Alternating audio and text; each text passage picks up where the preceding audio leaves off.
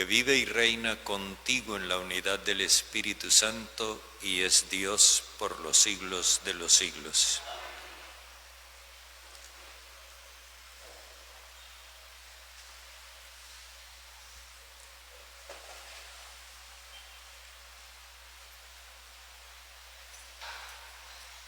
Lectura del segundo libro de los Reyes. En aquellos días, Naamán, general del ejército del rey sirio, era un hombre que gozaba de la estima y del favor de su señor, pues por su medio el Señor había dado la victoria a Siria. Era un hombre muy valiente, pero estaba enfermo de lepra. En una incursión, una banda de sirios llevó de Israel a una muchacha, que quedó como criada de la mujer de Naamán, y dijo a su señora: ojalá mi señor fuera a ver al profeta de Samaria, él lo libraría de su enfermedad. Naamán fue a informar a su señor: la muchacha israelita ha dicho esto y esto. El rey de Siria le dijo: ven, que te doy una carta para el rey de Israel. Naamán se puso en camino, llevando 3 quintales de plata, 6,000 monedas de oro y 10 trajes. Presentó al rey de Israel la carta que decía así: cuando recibas esta carta, verás que te envío a mi ministro Naamán para que lo libres de su enfermedad. Cuando el rey de Israel leyó la carta, se rasgó las vestiduras exclamando: ¿soy yo un Dios capaz de dar muerte o vida para que éste me encargue de librar a un hombre de su enfermedad? Fijaos bien y veréis cómo está buscando un pretexto contra mí. El profeta Eliseo se enteró de que el rey de Israel se había rasgado las vestiduras y le envió este recado: ¿por qué te has rasgado las vestiduras? Que venga a mí y verá que hay un profeta en Israel. Naamán llegó con sus caballos y su carroza y se detuvo ante la puerta de Eliseo. Eliseo le mandó uno a decirle: ve a bañarte 7 veces en el Jordán y tu carne quedará limpia. Naamán se enfadó y decidió irse, comentando: yo me imaginaba que saldría en persona a verme y que, puesto en pie, invocaría al Señor, su Dios, pasaría la mano sobre la parte enferma y me libraría de mi enfermedad.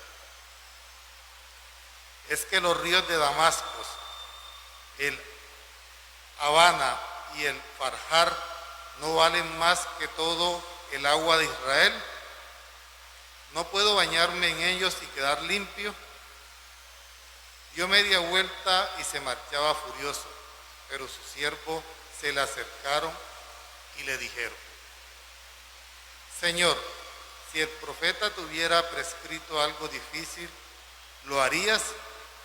¿Cuánto más si lo que te prescribe para quedar limpio es simplemente que te bañes? Entonces Naamán bajó al Jordán y se bañó 7 veces, como había ordenado el profeta, y su carne quedó limpia como la de un niño. Volvió con su comitiva y se presentó al profeta diciendo: ahora reconozco que no hay Dios en toda la tierra más que el de Israel. Palabra de Dios. Te alabamos, Señor. Mi alma tiene sed de Dios vivo. ¿Cuándo veré el rostro de Dios? Mi alma tiene sed del Dios vivo. ¿Cuándo veré el rostro de Dios? Como busca la sierva corrientes de agua, así mi alma te busca a ti, Dios mío. Mi alma tiene sed del Dios vivo, ¿cuándo veré el rostro de Dios? Tiene sed de Dios, del Dios vivo. ¿Cuándo entraré a ver el rostro de Dios? Mi alma tiene sed del Dios vivo, ¿cuándo veré el rostro de Dios? Envía tu luz y tu verdad, que ellas me guíen y me conduzcan hasta tu monte santo, hasta tu morada. Mi alma tiene sed del Dios vivo, ¿cuándo veré el rostro de Dios? Que yo me acerque al altar de Dios, al Dios de mi alegría. Que te dé gracias al son de la cítara. Dios, Dios mío. Mi alma tiene sed del Dios vivo, ¿cuándo veré el rostro de Dios? Palabra me da vida, confío en ti, Señor. Palabra es eterna y en ella esperaré.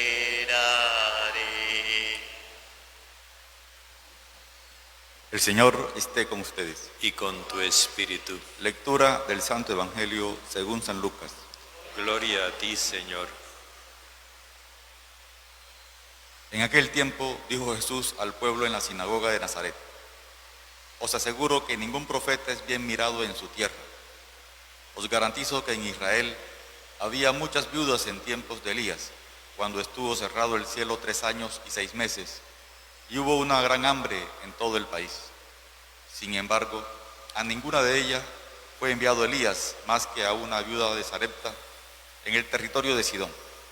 Y muchos leprosos había en Israel en tiempos del profeta Eliseo. Sin embargo, ninguno de ellos fue curado, más que Naamán el sirio.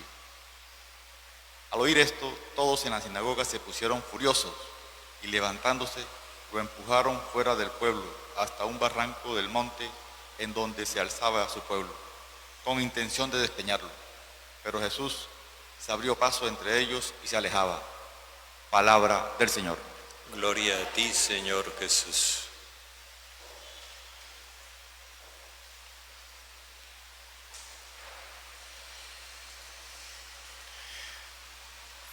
En esta semana vamos a meditar sobre el culto que Dios quiere que le ofrezcamos. Ya veíamos ayer la diferencia entre uno y otro culto en el templo de Jerusalén. Ahora nos trasladamos a la historia y nos encontramos con un caso en el que la aceptación del amor universal comienza por la igualdad entre las personas.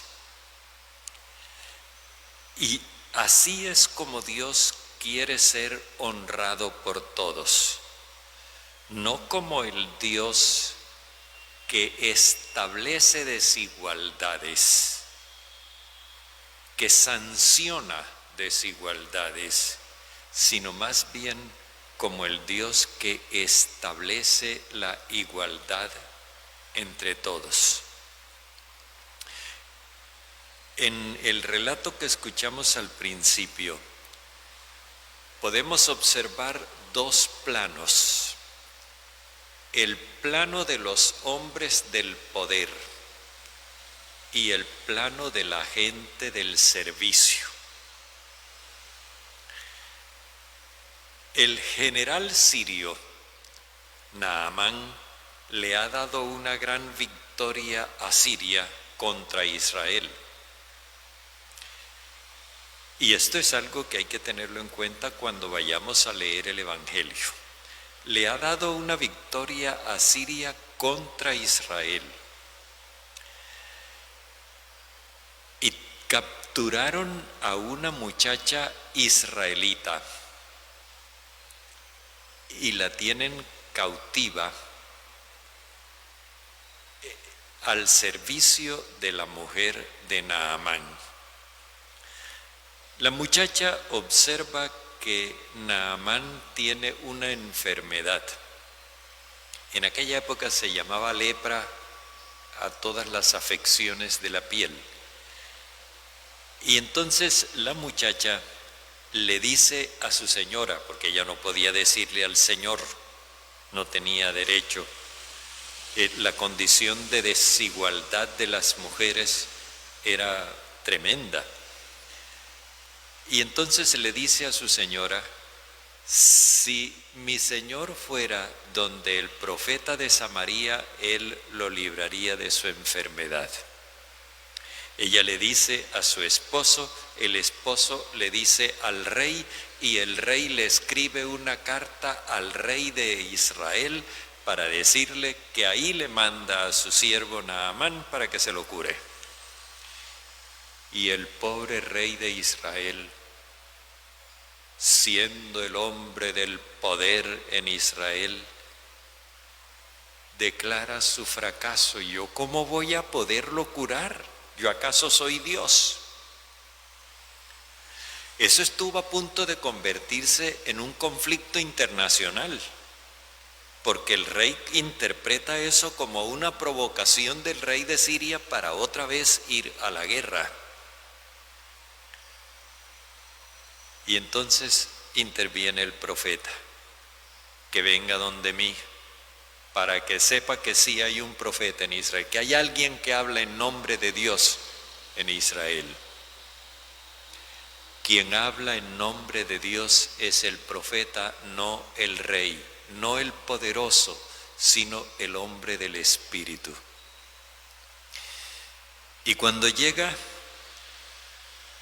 no es el profeta el que sale a recibirlo, es el ayudante del profeta el que le indica que se bañe 7 veces en el Jordán. Pero yo que me voy a bañar en ese río sucio, cuando yo tengo unos ríos que son verdaderamente ríos allá en mi tierra. Y se iba furioso, porque él esperaba una actuación solemne, que iba a salir de pie, iba a invocar el nombre de su Dios, me iba a pasar la mano por la parte enferma y eso iba a ser el milagro. No ocurrió una manifestación de poder como él se la suponía, y entonces todo le pareció una farsa. Cuando ya se iba, otra vez intervienen los del bajo rango, los siervos de él. Señor, pero si te hubiera mandado una cosa difícil, no lo hubieras hecho. La gente que no tiene poder se muestra más razonable que la que está borracha de poder. Hombre, pues sí, es la cosa más razonable del mundo. Si me hubiera mandado una cosa difícil, yo lo hubiera hecho. Ahora esto que es tan sencillo. De donde se deduce que lo que Dios quiere es que lo escuchen, aun cuando parezca insignificante lo que Él dice, Él lo que quiere es que lo escuchen. Y así sucede. Y Naamán se cura. Fue necesaria la intervención de la gente que no tenía poder para que se manifestara el Dios que da la vida. Porque la gente que tiene el poder normalmente reprime la libertad y reprime la vida. Hasta se reprimen a sí mismos. Bueno, en la sinagoga, cuando Jesús acaba de proclamar el amor universal de Dios, y la gente en la sinagoga está murmurando, hay un barullo, en la sinagoga, porque ¿cómo se le ocurre? Y entonces Jesús hace ver, no, es que Dios siempre ha amado a los paganos. Son ustedes los que los odian, pero Dios les ha manifestado su amor. Acuérdense de la viuda de Sarepta en el territorio de Sidón, allá al norte. Acuérdense del sirio Naamán. Y cuando les nombra a Naamán, el sirio, hasta ahí llegó la calma en la asamblea. Lo sacaron en pellones. Y entonces encontramos nosotros un contraste que es para no solo asombrarse, sino asustarse. Los hombres religiosos se cerraron de banda. Los hombres poderosos se dejaron convencer por las razones de la gente sin poder. Fueron más razonables los hombres poderosos que los hombres religiosos. Los hombres religiosos están tan enconados en su odio que consideran que Dios respalda ese odio, que ese odio de ellos es santo. Y por eso no solo rechazan la palabra de Dios por medio de Jesús, sino que rechazan también a Jesús. Atropellan al hombre, se llevan por delante la palabra de Dios y se llevan por delante al ser humano. Es lo que sucede cuando no se acepta el mensaje del amor universal en su más elemental exigencia, que es la igualdad entre los seres humanos. Y uno a veces encuentra que se trata de afirmar esa desigualdad, inclusive con motivaciones aparentemente religiosas. Ay, Padre, pero ¿cómo voy yo a agarrar el cuerpo de Cristo con estas manos pecadoras? Ve, las manos mías también son pecadoras. Ah, no, pero es que las manos suyas fueron ungidas. Total, siempre hay que buscar una justificación, así sea falsamente religiosa, para crear la desigualdad. ¿Y por qué nos interesa tanto la desigualdad? Porque con la desigualdad podemos establecer rangos, posiciones y dominio. Lo que nos presenta el Evangelio de hoy es un caso dramático. Nosotros tenemos que dimensionar este mensaje en toda la importancia que tiene. Hasta dónde las personas que se presentan como religiosas lo son realmente. Porque Naamán era un pagano, sin embargo aceptó obedecer la palabra de Dios a través del profeta. Le hizo caso, lo escuchó y terminó convirtiéndose en un creyente del Dios de Israel. La historia completa es muy bonita, porque él después va a ofrecerle regalos a Eliseo. Y Eliseo le dice, no, llévate tus regalos. El amor de Dios es gratuito, el amor de Dios no se paga, y el amor de Dios es para todos. Pero en cambio, los hombres religiosos de la sinagoga no están dispuestos a aceptar que ellos son iguales a los paganos. Ellos son superiores. Y por afirmar esa superioridad, están dispuestos incluso a no escuchar la palabra de Dios y a rechazar a la persona de Jesús. Que no nos suceda a nosotros algo semejante.